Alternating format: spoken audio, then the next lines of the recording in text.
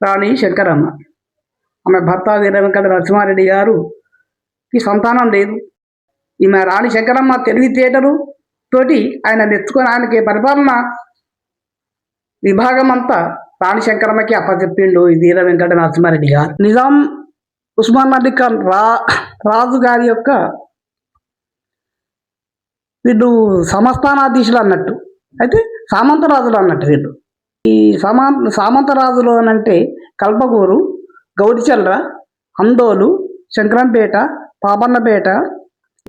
ఉస్మాన్ అలీ ఖాన్ గారు చాలా సన్నిహితులు ఈమెకు. పరిపాలన కొన్ని రోజులు చేస్తూ రాణి శంకరమ్మ గారు నేను ఈ గ్రామాన్ని అభివృద్ధి చేస్తే ఈ గ్రామాన్ని ఇక్కడ శంకరంపేట నిర్మిస్తానని చెప్పి శంకరంపేట ఆమెనే నిర్మించింది. గడికోట, మరి పాత గ్రామ పంచాయతీ, దేవిడి,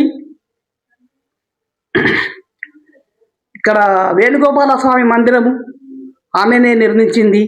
పాపన్నపేట అందమైన పట్టణంగా నిర్మించబడి ఆమెనే తన కబంధ అర్థాలతోటి నిర్మించిన తల్లి రాణి శంకరమ్మ. ఆ నుంచి ఒక సంవత్సరం పంటలు వండకపోయినా కానీ పన్ను తీసుకునేది కాదు ప్రజల దగ్గర. ప్రజలను కన్న తల్లి కన్న బిడ్డల వలె పరిపాలించిన తల్లి రాణి శంకరమ్మ. ప్రజలను నొప్పించే వ్యక్తి తత్వం కాదనేది. మంచి పరిపాలన దక్షత ఆమెకు. గుర్రం స్వారం అంటే చాలా ఇష్టం ఆమెకు. చేతిలో కత్తి, మరి గుర్రం స్వారీ. ఆమె ఎప్పుడు కూడా గుర్రం మీద తిరిగి వస్తుండేది. ఎక్కడ పోయినా కానీ ఆమె ఈ సంస్థానాలను తిరిగి చూడాలంటే గుర్రం మీద తిరిగి చూడాలని ఆ వీరనారి శంకరమ్మ. అటు నుంచి ఒకరోజు రాణి శంకరమ్మ గారు సింగూరు బయలుదేరింది. సింగూరు చూద్దామంటని చెప్పి సింగూరు అభయారణ్యంకి వేటాకు పోయింది. 3:30కు బయలుదేరింది. అందులో నుంచి ఆమె అక్కడ వేటాడుతూ సాయంత్రం 5:30 అయింది. అయితే ఈ పశువులన్నీ ఊళ్ళకి వస్తున్నాయి. ఆమె పశువులకు ఎదురుగా ఆమె వస్తుంది, గుర్రం మీద వస్తుంది. వెనక సైన్యం ఉంది. వేటాడి పొద్దుపోయింది. ఇంటికి వస్తున్నారు. ఇటు యాడికి అందరు మార్గ మధ్యంలో పట్ల పశువుల కాపాలను అందరిని అడిగింది. ఇక్కడ ఎవరు మీరెవరు బాబంటే గిట్ట ఫలానా మధ్యన అడిగి అందరి జాడ తెలుసుకొని అక్కడ 2 ఎద్దులు కుస్తురు వాటిని. ఆ ఎద్దులను ఒక బాలుడు పోయి ఆపుతున్నాడు. ఆపితే ఆ పిల్లగాన్ని చూసి ఈ బాలుడు ఎవరా అని ఆ పశువుల కాపర్లను అడుగుతుంది అన్నట్టు. అడిగితే ఈయన ప్రవాసిరెడ్డి, ఈయన సింగూరు వాస్తవ్యులు ఉంటుంది, వాళ్ళు పశువుల కాపాలు చెప్తారన్నట్టు. చెప్తే అప్పుడు ఆ పిల్లగాన్ని చూసి సంతోషపడి ఆ పిల్లగాన్ని దగ్గరికి తీసుకొని ఓదార్చి, నాయన మీది ఏ గ్రామం అంటే మా సింగూరు అని చెప్తే అప్పుడు ఆ ఎద్దులలో ఆపిన ఈ ఘనత, ఈ పిల్లగాన్ని ధైర్యశాలిని చూసి ఆమె నేర్చుకుంటుంది అన్నట్టు. నేర్చుకొని సింగూరు పోతుంది అన్నట్టు. వాళ్ళ తల్లిదండ్రులని పరిచయం చేసుకొని ఈ పిల్లగాన్ని నేను దత్తత తీసుకుంటా, నాకు సంతానం లేదు కాబట్టి అని చెప్పి సంతానం లేనందున ఆ పిల్లగాన్ని దత్తత తీసుకున్నది ఆ రాణి శంకరమ్మ హవాసిరెడ్డిని. ఒకరోజు కబురు వస్తుంది నిజాం రాజుకు. ఏమంట, ఔరంగజేబు సైన్యం వస్తుంది, నేను యుద్ధం చేద్దామనుకున్నట్టు అని చెప్పి ఔరంగజేబు కబురు పంపిస్తాడు నిజాం రాజుకు. మన ఈ 5 షేరీలను ఆక్రమించాలంటని చెప్పి ఔరంగజేబు సైన్యం పంపిస్తాడు అన్నట్టు. రాణి శంకరమ్మ మీదకి సైన్యం పంపిస్తే రాణి శంకరమ్మ గారు అప్పుడు ఆడికి కబురు పంపుతాం అన్నట్టు. ఆడికి నిజాం రాజుకు, ఉస్మాన్ అలీ ఖాన్ గారికి కబురు పంపినప్పుడు ఆ ఉస్మాన్ అలీ ఖాన్ గారు ఏం చేసిండు అని అంటే, అమ్మా శంకరమ్మ గారు, నేను సైన్యం పంపుతున్నా, నువ్వేం ఆధారపడకు, మన సైన్యం వస్తుంది, ఆ సైన్యంతో నువ్వు ఔరంగజేబు సైన్యంను ఓడించు, వాళ్ళని అక్కడ తరిమి కొట్టు అని చెప్పి పంపిస్తాడు అన్నట్టు. అప్పుడు ఇడికేడు ఉస్మాన్ అలీ ఖాన్ హైదరాబాద్ నుంచి సైన్యం రానే వచ్చేసింది. అప్పుడు సైన్యం నడుచుకుంటూ ఏడదాకా పిట్టం చౌరస్తా కాడ అడ్డు జరిగిరు వాళ్ళు ఔరంగజేబు సైన్యం. ఆడ పెద్ద యుద్ధం జరిగింది. యుద్ధం జరిగితే ఆ యుద్ధం మొత్తం ఆ సైన్యం అంతా తరిమేసింది. వాళ్ళని తరిమేసి రైఫిల్తో షూట్ ఫైరింగ్ ఆర్డర్ ఇచ్చేసిందమ్మ. ఫైరింగ్ ఆర్డర్ ఇచ్చేసినప్పుడు ఈ మన యొక్క రాణి శంకరమ్మ గారి సైన్యానికి భయపడి ఔరంగజేబు సైన్యం పారిపోయింది. ఏడా పిట్లం చౌరస్తకే జరిగింది. పెద్ద అభయారణ్యం అప్పుడు ఆ రోజుల్లో. అయితే అక్కడి నుంచి అప్పుడు ఆ సైన్యం తరిమేసి మళ్ళీ వాపసుగా వీటికి మన అందోల్కి వచ్చింది.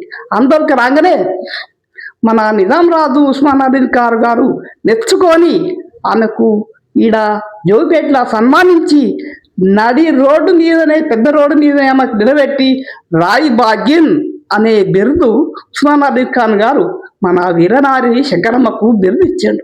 ఏం బిరుదు? రాయి భాగ్యం అనే బిరుదు ఇచ్చాడు ఉస్మాన్ అలీ ఖాన్ గారు. ఆమెకు నెచ్చుకొని కొన్ని కోట్ల కొద్ది ద్రవ్యము, మరంటే బంగారు ఆభరణాలు, కొంత సైన్యము ఇచ్చి ఆమెకు సన్మానం చేసిండు. హైదరాబాద్కు తీసుకుపోయి సన్మానం చేసి బిరుదునిచ్చి ఆమెకు భజంత్రీలతోని ఎదుర్కోలుగా అందరూ ప్రజలు ఆమెకు ఆలింగనం చేసి ఆమెను నెచ్చుకొని ఆమెకు శాదలతోని పులాలతో సన్మానించి గుర్రం మీద కూర్చుండబెట్టుకొని వీర వెంకట నరసింహారెడ్డిని రాణి శంకరమ్మను ఊరంతా దింపిర్రు వాళ్ళ భార్య భర్తలని. ఒకటి ఆడు కొన్ని రోజులు అక్కడ పరిపాలన సాగిన తర్వాత అమ్మగారు ఇక్కడ ఈ శంకరంపేట వచ్చారు. మన శంకరంపేట 3 భాగాలుగా ఉండే అప్పుడు. ధర్మాపురం, తిరుమలాపురం, శంకరంపేట అనే పేరు లేదు అప్పుడు, ఏదో కానీ ఇంకొక ఊరి పేరుంది. ధర్మాపురం, తిరుమలాపురం పేరుండే. అయితే కానీ అమ్మ ఏం చేసింది? ఆలోచన చేసి అక్కడ గడికోట నిర్మించింది.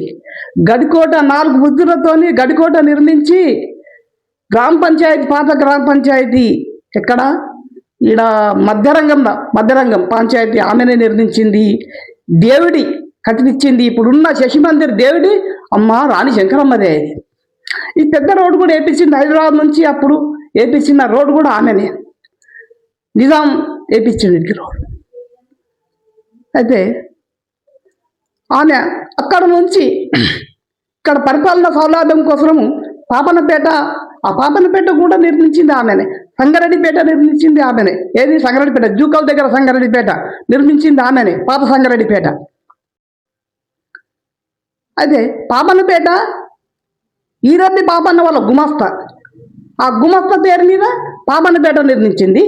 సంగారెడ్డి వాళ్ళ తండ్రి పేరు సంగారెడ్డి, రాణి శంకరమ్మ తండ్రి పేరు సంగారెడ్డి.